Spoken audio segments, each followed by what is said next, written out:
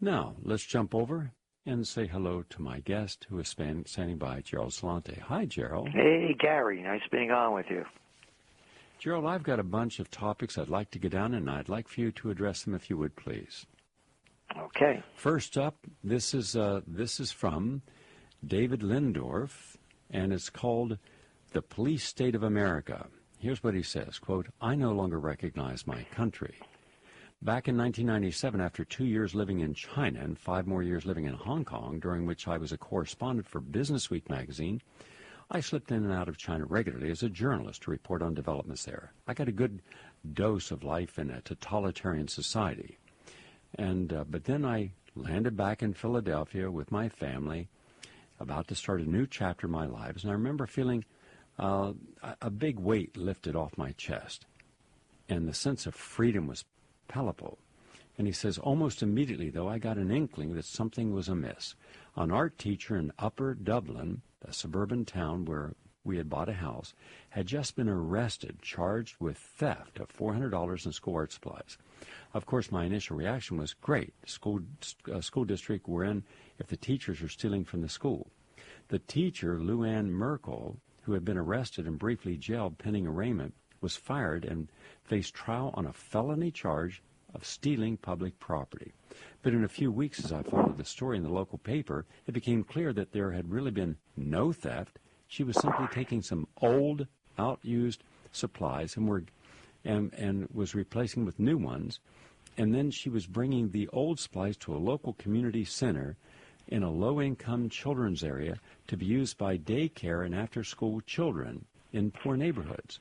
Moreover, when stopped by the principal and told that the old supplies had to be put in the dumpster, she complied. She was arrested anyhow at her home.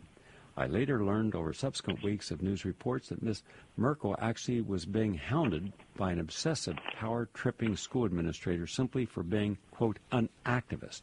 She was simply an outspoken teacher."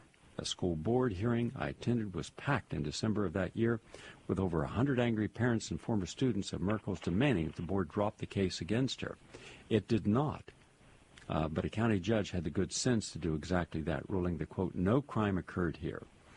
This is one small example of government tyranny run amok, but since then I've seen it become the norm in the United States, where people are now being arrested for almost everything. Kids jailed without trial for shoplifting, hijackers jailed for arguing correctly with cops that it's not illegal for them to thumb for a ride, non-white youths in many cities stopped and frisked for walking while black or Hispanic, and then getting busted on trumped-up charges like resisting arrest. And when the cops find no guns or drugs on them, protesters beaten and gassed and jailed for simply trying to exercise their First Amendment rights. But that's just the surface. As a journalist in China, I had to watch my back at all times. Spies from the Ministry of State Security, China's KGB, or one of the local public security bureaus that operate under its jurisdiction would secretly follow my movements and keep track of whoever I interviewed. In one case, after my departure, they badly beat a source to the point he had to be hospitalized for reconstructive surgery to his crushed cheekbones, and his groin region was also left black and blue after a beating. The man's offense, he had shown me around a rural region where peasants were improving their lives by sending some of their children off to city to do construction jobs. I thought this kind of monitoring and intimidation of sources was a nightmare back in China. Now it's happening here in the United States, only worse. Take it from there, Gerald. Well, I'd like to read you a quote. Quote, "Driven by martial rhetoric and the availability of military-style equipment from bayonets and M16 rifles to armored personnel carriers, American police forces have often adopted a mindset previously reserved for the battlefield. The war on drugs and more recently post-9/11 anti-terrorism efforts have created a new figure on the U.S. scene. The warrior cop, armed to the teeth, ready to deal harshly with targeted wrongdoers, and a growing threat to familiar American liberties." You know what left-wing publication that came from? The Wall Street Journal. That's how prevalent it is. That's how pervasive it is that everybody sees it. This isn't a left or right-wing issue. This isn't a conservative or Republican issue. It's a real issue. Who made this stuff up that National Security Agency has to watch us, every move that we make? And one lie told after another in defense of their looking at us. And who are the people that are watching us? Well, people like the head of the National Intelligence Agency, James Clapper.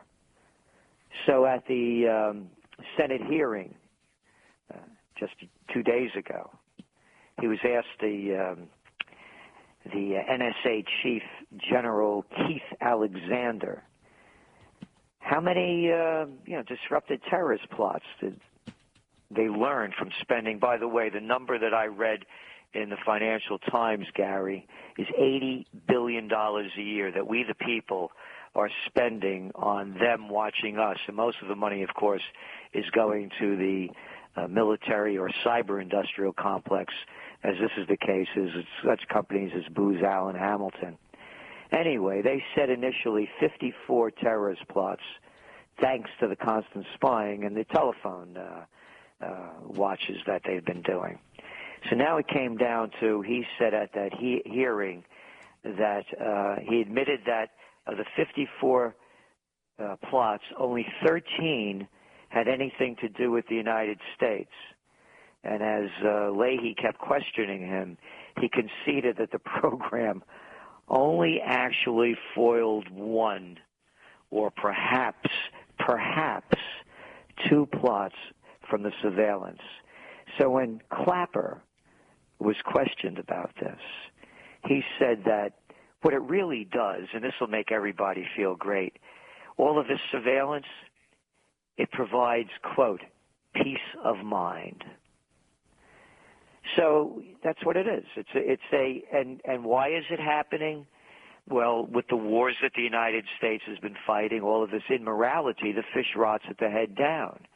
And they've militarized the people that they put in their heads, and these are the people that come back from doing tours of duty in Afghanistan and Iraq, seeing slaughter and slaughtering.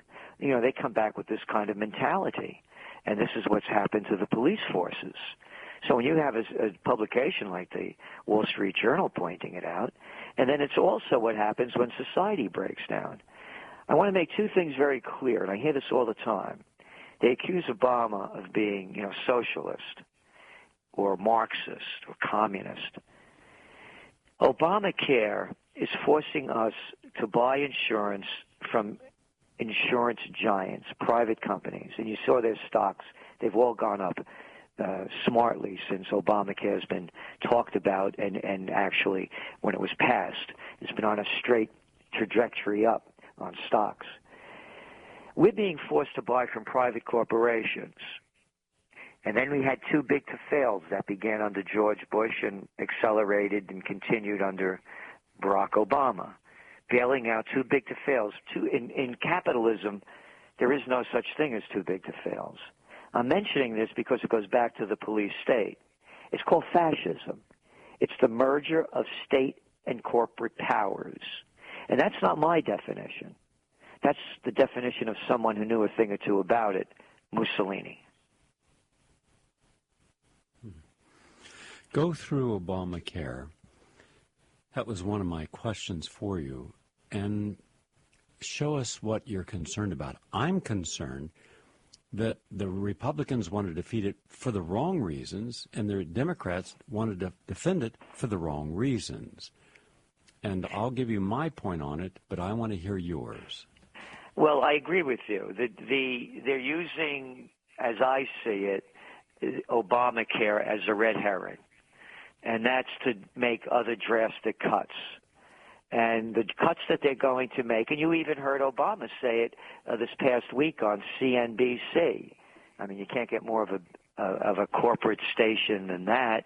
And he was saying that they would address entitlements. Address entitlements? I hate that word. What do you mean entitlements? This is our money that we put into these programs. Oh, and now they're entitlements? But Obama said he would address those. So when I look at Obamacare, or like they like to call it, affordable care. These are cut-rate plans, and they're making people responsible for a lot of money to cover costs that aren't being covered by these. And as you know, the premiums, they vary from state to state. And when I talk about the merger of state and corporate powers, as we know, people that opt out, that don't get insurance, they're going to be forced to pay a fine. I mean, you can't make this up. And what they're doing, of course, is they're forcing people to sign up, particularly young people who are relatively, they're in better health. And that, of course, is to offset the cost from the elderly, who, as you well know, after, I think, the age of 55 or something, the statistics really, go way up in terms of what kind of health care is needed. And I just want to divert for 1 second on health care. And of all the people and all the things that you've been teaching over the years, and you were one of the first people when I started looking into alternative and complementary medicine, you were one of the first people out there of anybody talking about this.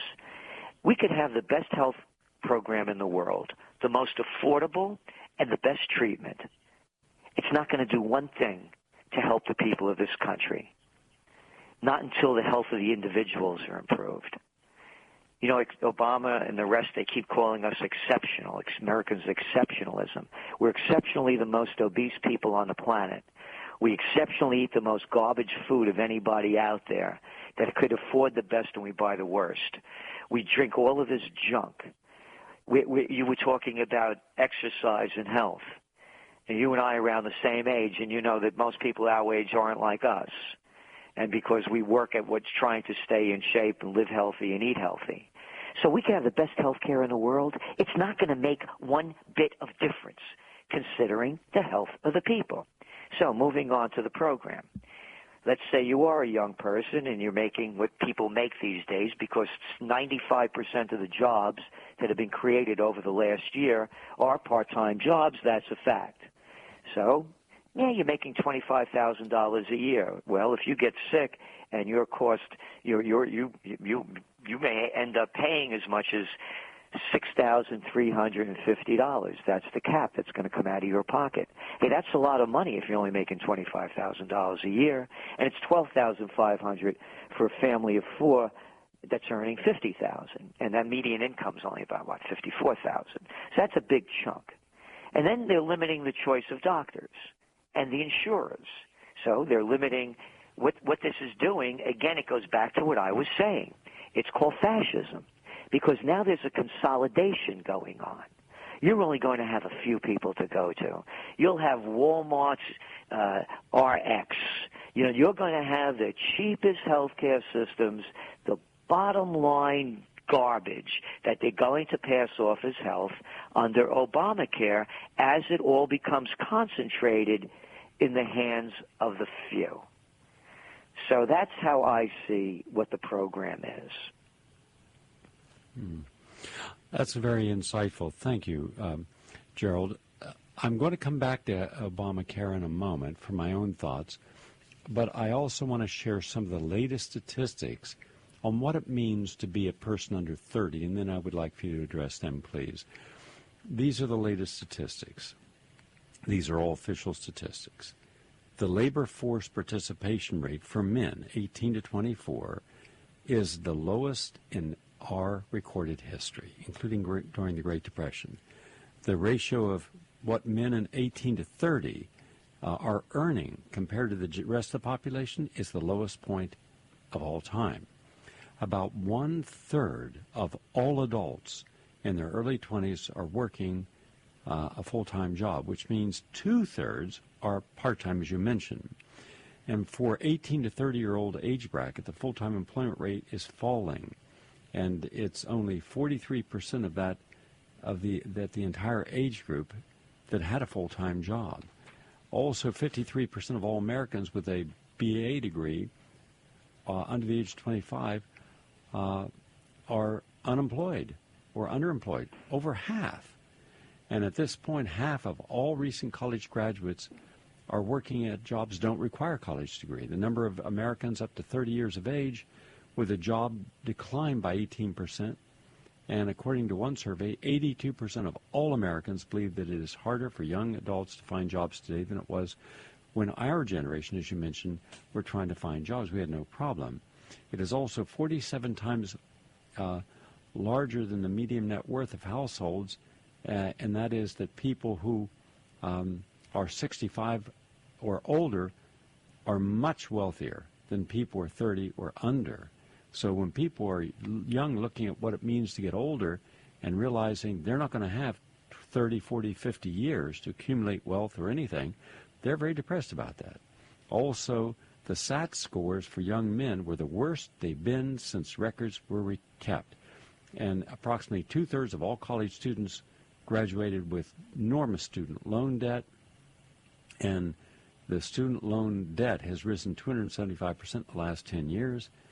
And finally, the student loan default rate, which you can't pay the bill, but you don't get out of the debt. It just keeps compounding. If you say, I can't pay anything, A, they can have a SWAT team arrest you. B, in 27 states, there's debtor's prison.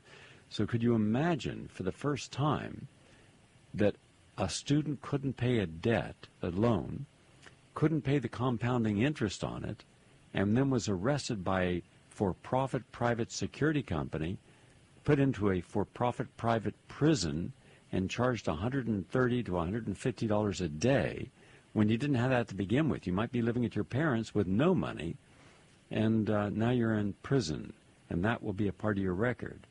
And in fact, there are more than 100,000 janitors today with college degrees, and there are 317,000 waiters and waitresses with advanced college degrees. And so you look at what it means to be a young, educated person today in the United States, I don't see where they're given any advantage, and I see nothing in Congress, the executive branch, or the mainstream that are trying to help these people. Your thoughts, please. This is a trend that was long in the making. You know, I wrote the book Trends 2000 back in 1996, and I had it called The Re-Extended Family, and how people were going to be moving, you know, back at home. So now we have a record high, 22 million millennials, as they call them. And those are people between the ages of 18 and 31 that live with their parents.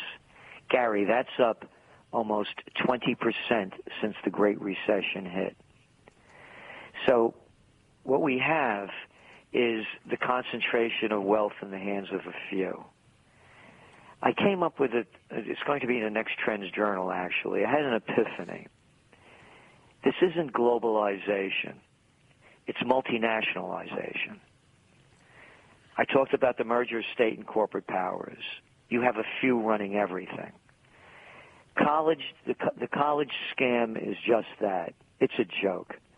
I mean, unless you're going for something that you're really going to be able to turn into a return on investment, so to speak, you're just wasting your money. Yes, it's nice to get a degree in art history or sociology or psych major, but, you know, if you can afford to do that and advance your education, that's wonderful. But if you're among not the 99%, then you better think twice. And as you well know, we now see college debt surpassing $1 trillion, bigger than credit card debt. And you mentioned about how you become an indentured servant. You never get out of this debt virtually. It's very important that people know the drivers behind making those laws, as draconian as they are. It began at the end of the Clinton administration. And when Joe Biden was senator, was at that loophole state over there, he was from Delaware, he was one of the prime pushers behind it. So those are the people that put it into place. But it's important also to look beyond the United States. We're looking at a quarter of the world's youth without jobs or education. So now you start putting all the pieces together. You're a young person now. Let's say you're 18, 19 years old. You want to go to college. You say, what am I going to go to college for? I got so many of my friends, they're in debt. You know, $40,000, $50,000, $60,000 in debt. They can't find jobs.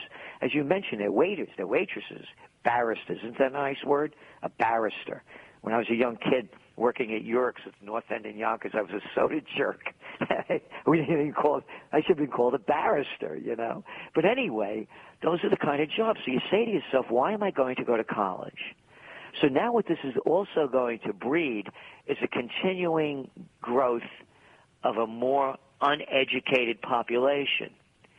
And I was thinking of the kind of jobs that if they should train people in college for, there was just a new release that came out yesterday. Amazon's going to hire 70,000 workers. Oh, wonderful.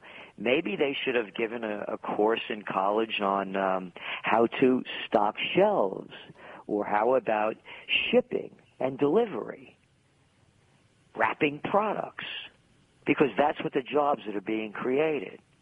Again, you know, people ask me, you know, you're giving the problems, what are some of the solutions? And I simply ask, when was it better? I could tell you when it was better. It was better when there were laws in place that made this kind of behavior impossible.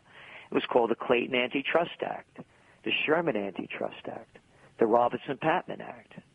If you wanted to go in business, everybody gets the same price on everything. You don't get a better deal because you're buying more than me. That's what allowed the competition. This was America. It was a level playing field. Just because you had more money, that didn't mean you got all the breaks. And again, when you look at the facts, you well know them, and I'm sure your audience does. And we're seeing the numbers coming out where that 10% of the population owns 50% of the nation's assets. 400 people are in possession of $2 trillion worth of wealth. That's greater than the gross national product of countries like Italy or Canada or Mexico. You know the numbers. 1% own 20%.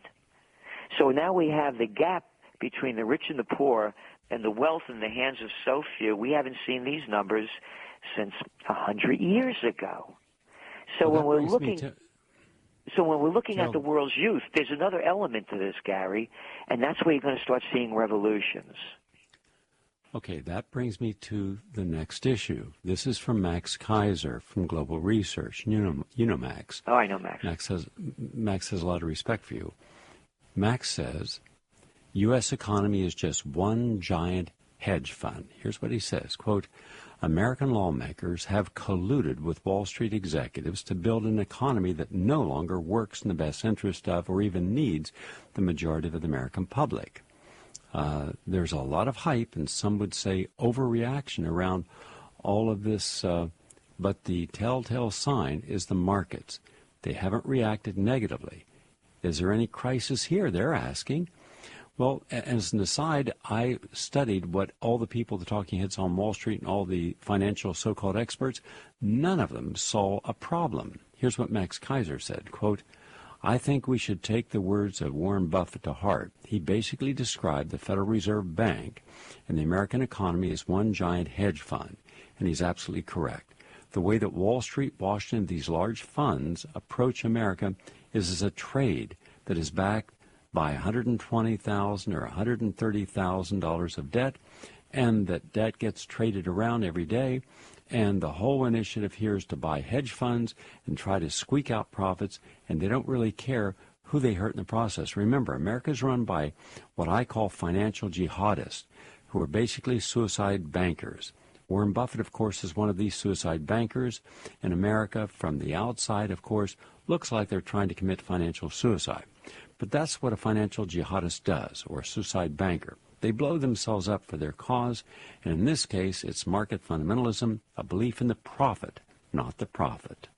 And then he also says that when you're able to print $130 billion a month in a new quantitative easing, there'll be another huge rally. Well, the smart money would say short stock markets right now, and then when they raise the debt ceiling and print all this hundreds of billions per month, you'll be able to come in with an insider and scoop the profit. You know, he's saying we've got nothing but a rigged system. And I add one more thing on to that. This is a short piece, but important, that is never discussed. And this is called The Big Banks Manipulated Gold and Silver Markets from Washington Blog. Quote, The Guardian reported that gold and silver prices are, quote, fixed in the same way as interest rates and derivatives.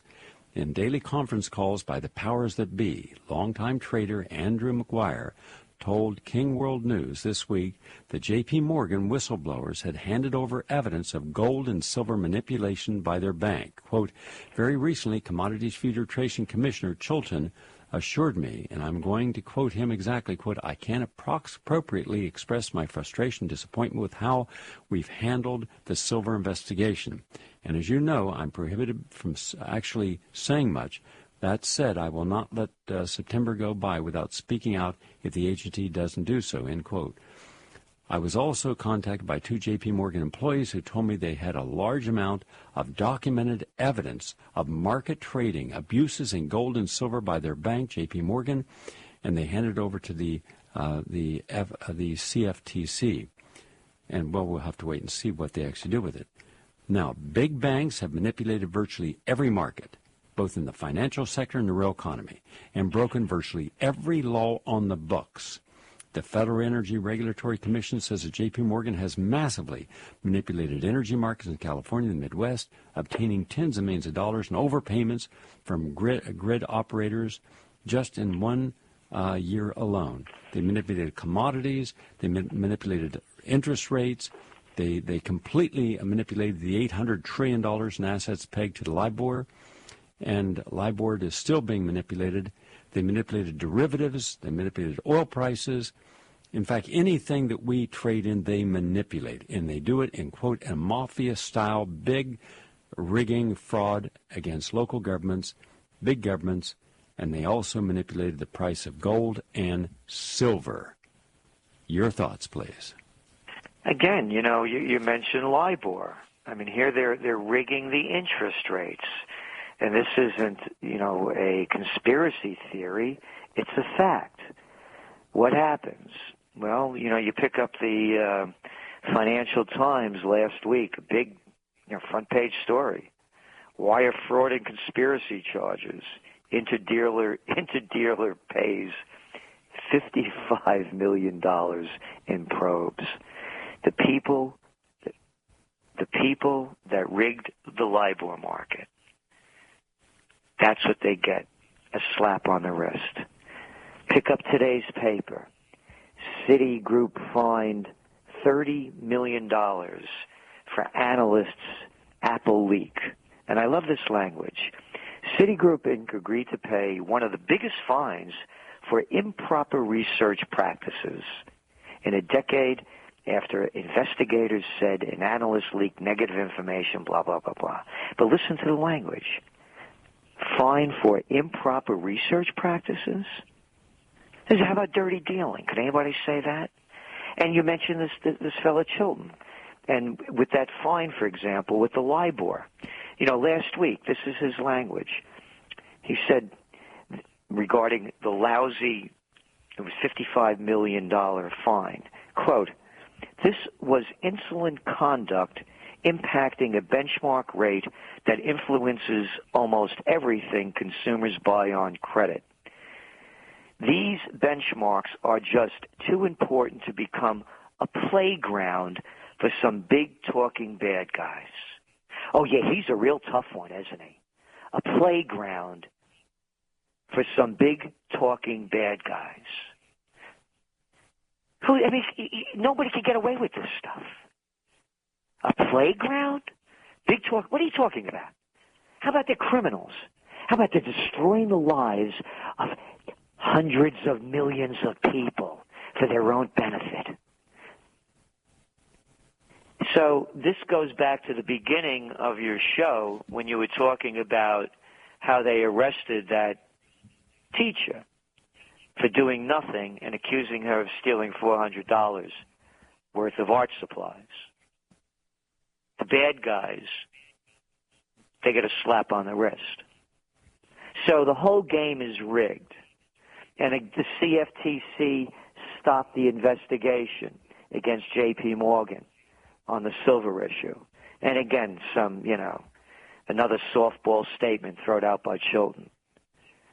Well, we know for a fact that the Federal Reserve is behind this because they're the ones who are the largest purchasers of gold, and at this past year, which caused the price of gold to dip by hundreds of dollars per ounce, bringing it down to almost $1,200 at one point.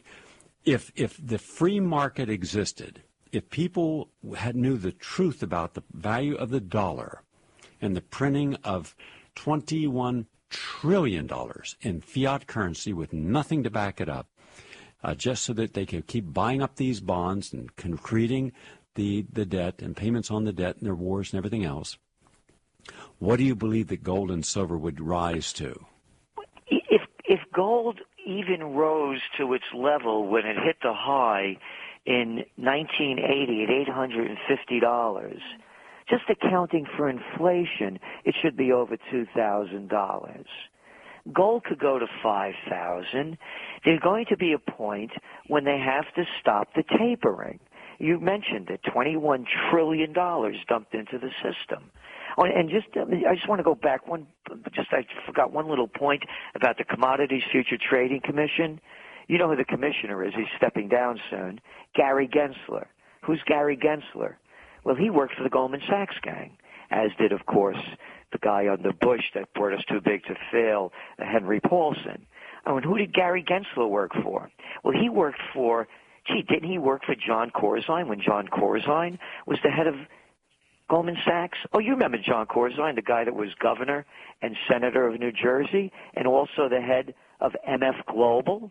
Yeah, the one that robbed segregated accounts of people's money, like my own. Oh, you saw what they did to John Corzine, didn't you? You saw the rough treatment he got. Oh, that's right. I think he's still raising money for Obama in the Democratic Party. Nothing. So, moving forward on gold, you're looking at demand going around the world that continues to skyrocket, and they're doing everything they can to stop people from buying it. India, as everybody knows, they love gold as much as curry. And now it's becoming very difficult for the Indians to buy gold. It's becoming prohibitive to buy gold coins and medallions in India. They're putting a tax on it because the rupee is going way down, because the economy is crashing, and because of the tapering, the hot money's leaving these emerging markets. But they're stopping the people from buying gold. Despite that, in the last quarter, possession of gold for delivery, for hard possession, increased 53%. In Thailand, it's run away right now. People are trying to buy all they can. The older nations, the people who've been around a longer time, they've seen this many times before. So they're bailing out of their paper currencies.